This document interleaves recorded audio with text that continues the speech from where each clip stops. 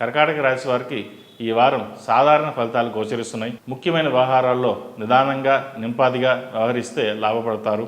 ఆర్థికపరమైన సర్దుబాట్లు చేసుకోవడంలో కష్టతరంగా అనిపిస్తుంది.